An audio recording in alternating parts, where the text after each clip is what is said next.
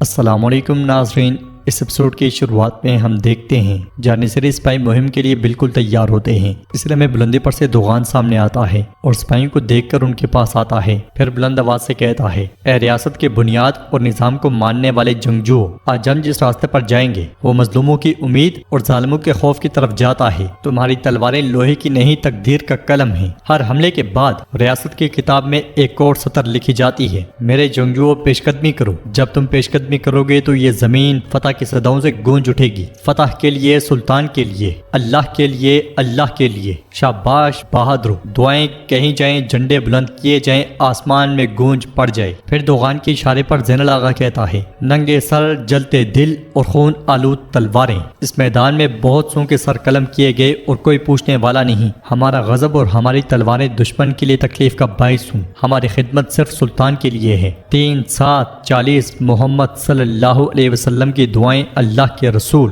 ہمارے پیر حاجی بختاش ولی کی خاطر جو ہمارے سلطان اور ہمارے پیشوا ہیں، ان کے لیے ہو پکارو۔ یہ سنتے ساتھ ہی سب یک زبان ہو کر ہو پکارتے ہیں۔ دوغان کہتا ہے، ہم اللہ کے راستے میں جنگ کریں، مرتبہ حاصل کریں، مرتبہ حاصل کریں۔ قرآن میں اللہ ذوالجلال نے فتح کا وعدہ کیا ہے۔ یہ کہتے ساتھ ہی دوغان آگے آگے جبکہ فوج پیچھے پیچھے چلنا شروع ہو جاتی ہے۔ دوسری طرف سلطان کو بھی جنگی لباس پہنایا جا رہا ہوتا ہے۔ قرآنی آیات والی ذرا زیبتن کر لی جاتی ہے، سر پہ جنگی ٹوپی اور ہاتھ پہ انگوٹھی، مٹھی بند، ہاتھ میں تلوار، جوش سے سینے پہ ہاتھ مارا جاتا ہے۔ سلطان کی آواز گونجتی ہے، میں محمد ہوں، آل عثمان کے تخت پہ براجمان محمد ثانی۔ یہ کہتے ساتھ ہی سلطان آگے بڑھتے ہوئے کمرے سے نکل جاتے ہیں۔ آواز مزید گونجتی ہے، شان والے پیغمبر صلی اللہ علیہ وسلم کی خوشخبری کے مصداق بننے اور حق تعالیٰ کے جلال سے حصہ ملنے کے بعد جس کا نام فاتح پڑا۔ سلطان کے آگے بڑھتے ہوئے گلشا اور بہار ان کے ہاتھ کو چومتی ہیں۔ آواز کے گونجنے کے ساتھ ساتھ سلطان آگے بڑھتے ہیں، میں محمد ہوں، محمد ثانی،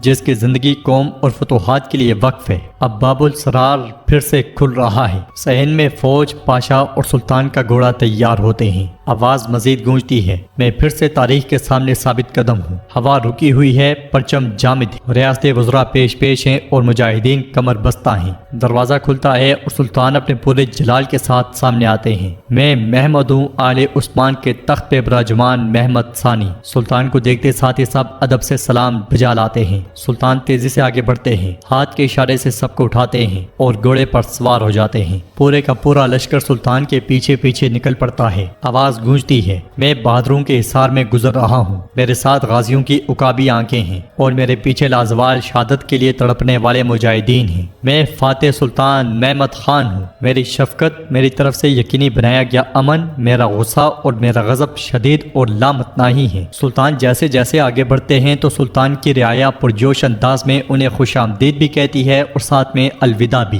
آواز مزید گونجتی ہے، میں فاتح سلطان محمد خان ہوں، میرے دور میں ظالم کے لیے سانس لینا حرام ہے۔ جب میرے گھوڑے کے نال زمین سے ٹکرائیں گے تو مومنوں کو سکون ملے گا اور کافر قدموں کے بل ہوں گے۔ بچے، خواتین، مرد، بوڑھے، ہر کوئی بھرپور دعاؤں کے ساتھ سلطان کو رخصت کر رہا ہوتا ہے۔ آواز مزید گونجتی ہے، اے میری 1000 سال بعد کی نسل، مجھے قسم ہے کہ اسلام کی روشنی پھیل جائے گی۔ اب رازوں کا دروازہ پھر سے کھل رہا ہے، میں پھر سے تاریخ کے سامنے ثابت قدم ہوں۔ سلطان رکتے ہیں اور آیا صوفیہ کو دیکھتے ہیں۔ آواز گونجتی ہے، فاتح میرے کندھوں پہ ایک بھاری لقب ہے۔ جہاں تک فتح کی بات ہے تو یہ میرے ساتھ چلنے والی شاندار تقدیر ہے۔ عورتیں ہاتھ اٹھا اٹھا کے سلطان کے لیے دعائیں مانگ رہی ہوتی ہیں۔ سلطان کے پیچھے پاشا اور ان کے پیچھے جانشری فوج ہوتی ہے۔ گلیوں میں سے گزرتے ہوئے سلطان پر پھول پھینکے جاتے ہیں۔ جس قدر شاندار سلطان، اس قدر شاندار رعایا، اس قدر شاندار لشکر۔ آواز مزید گونجتی ہے، اے شہروں پر قبضہ کرنے کو حکومت سمجھنے والوں، اے بے گناہوں پر ظلم کرنے اور اسلام کو حقیر سمجھنے والوں،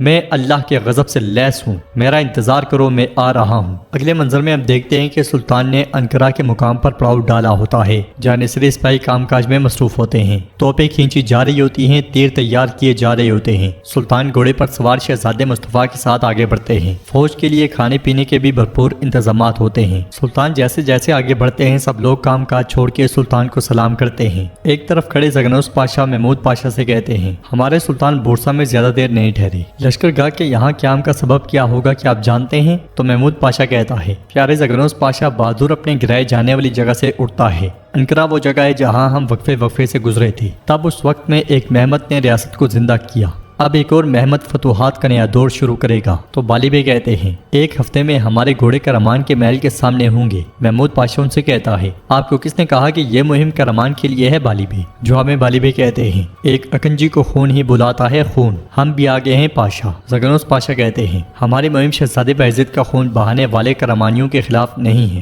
ہے نا؟ اگر آپ کی جانکاری میں کچھ ہے تو آپ بتائیں محمود پاشا۔ محمود پاشا کہتا ہے ریاست پر حکمرانی خونی جھگڑوں میں پڑھ کر نہیں کی جاتی زگنوس پاشا، اگر ایسا ہوتا تو ہم بلغراد کا بدلہ لینے کے لیے مشرق کی جانب نہیں مغرب کی طرف مہم چلا رہے ہوتے۔ ہر چیز کا ایک وقت ہوتا ہے، مت بھولیں۔ میرے خیال میں ہماری مہم پونٹس کے لیے ہوگی۔ زگنوس پاشا کہتے ہیں اگر یہ پونٹس کے لیے ہوتی تو ہمارا راستہ وادی چبوک سے نہیں گزرتا، آپ جانتے ہیں۔ محمود پاشا کہتا ہے اگر مہم کرمان کے لیے ہوتی تو اتنا لمبا سفر بھی نہ کیا جاتا۔ اس لیے دربان کی آواز کے ساتھ سب لوگ ایک دم سیدھے ہو جاتے ہیں اور سلطان وہاں پہنچتے ہیں۔ پھر گھوڑے سے اتر کر پاشاؤں کے پاس جاتے ہیں اور محمود پاشا سے پوچھتے ہیں عذابیوں کا خیمہ لشکرگاہ کے باہر ہے، اس کا سبب کیا ہے؟ تو محمود پاشا کہتا ہے چونکہ ہم زیادہ دیر یہاں نہیں ٹھہریں گے اس لیے خیمے اس جگہ بنائے ہیں جہاں وہ پیش قدمی کے راستے میں رکاوٹ نہیں بنیں گے سلطان معظم۔ جواب میں سلطان پوچھتے ہیں ہم یہاں کتنی دیر رہیں گے، کیا تم جانتے ہو؟ محمود پاشا کہتا ہے سلطان معظم پونٹس نہ پہنچنے والا ہر دن پوپ کی دھمکی کو قریب کرنے کے مترادف ہے۔ سلطان اس کے پاس ہوتے ہیں اور کہتے ہیں ہماری مہم پونٹس کی جانب ہوگی، تمہیں یہ کس نے کہا ہے پاشا؟ زگنوس پاشا کہتے ہیں میں نے کہا ہماری مہم کرمان کی جانب ہوگی میرے سلطان، لیکن دیکھیں۔ سلطان کہتے ہیں دیکھو تو پاشا صاحبان، اگر میری نیت کے بارے میں میری داڑھی کے ایک بال کو بھی علم ہو جائے تو میں اسے کاٹ کر پھینک دوں گا۔ تم جو میرے قریب ترین ہو، یہاں تک کہ اگر تم بھی الجھن کا شکار ہو تو اس کا مطلب ہے کہ میں اپنے مقصد میں کامیاب ہو گیا ہوں۔ یہ کہتے ساتھ ہی سلطان مسکرا دیتے ہیں۔ پونٹس میں شہنشاہ کومینوس سپاہیوں کے ساتھ بالکل تیار ہوتا ہے اور بلندی پر سے ایک جانب دیکھ رہا ہوتا ہے، پھر کہتا ہے محمد انقرہ میں زیادہ دیر نہیں ٹھہر سکے گا، وہ جلد اپنا خیمہ یہاں نصب کرے گا،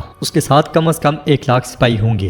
پیدری کہتا ہے اگر محمد یہاں آنے کے قریب ہوتا عزت مآب تو اس کا لشکر انقرہ میں پڑاؤ نہ کرتا، وہ اپنے انتقام کے پیچھے جائے گا۔ یورگو کہتا ہے اور اس کے علاوہ اگر وہ یہاں پیش قدمی کرتا ہے تو کرامانی لشکر اس کے پیچھے یہاں آ جائے گا۔ میرے خیال میں وہ پیٹ پیچھے چھرا گھونپنے جانے کا خطرہ مول نہیں لے سکتا۔ کومینوس پوچھتا ہے تو پھر وہ کس لیے انقرہ میں ہے، وہ اپنے لشکر کو وہاں کیوں انتظار کروا رہا ہے؟ یورگو کہتا ہے کون جانتا ہے، جو کچھ محمد کے دماغ میں ہے شیطان بھی اس کا اندازہ نہیں لگا سکتا۔ پھر بھی مجھے آپ کو یاد دلانے کی ضرورت ہے عزت مآب کہ پوپ ہمارے لیے ایک عظیم بحریہ اور ہتھیار بھیجنے جا رہا ہے۔ پیدری کہتا ہے بالکل، اس کے علاوہ کرمان اوغلو، اسفند یار اوغلو اور یہاں تک کہ آکویون اوغلو بھی ہمارے ساتھ ہوں گے عزت مآب۔ یہ جنگ محمد کی جانب سے دیکھی جانے والی جنگوں میں سب سے بڑی جنگ ہوگی۔ کومینوس کہتا ہے یا ہماری جانب سے دیکھی جانے والی آخری جنگ ہوگی۔ جو سکتہ پونٹس میں جاری ہے اسی طرح کا خوف ہم کرمان اوغلو میں بھی دیکھتے ہیں۔ ابراہیم اپنے محل کی چھت پہ کھڑا ہے اور کہہ رہا ہے محمد کے پاس زبردست توپوں کے ہوتے ہوئے ہماری جیت کا کوئی امکان نہیں ہے۔ تو اس کا ایک سردار کہتا ہے ہم نے راستے میں خاطر خواہ اقدامات کیے ہیں میرے سلطان، ویسے بھی محمد یہاں تک نہیں آ سکے گا۔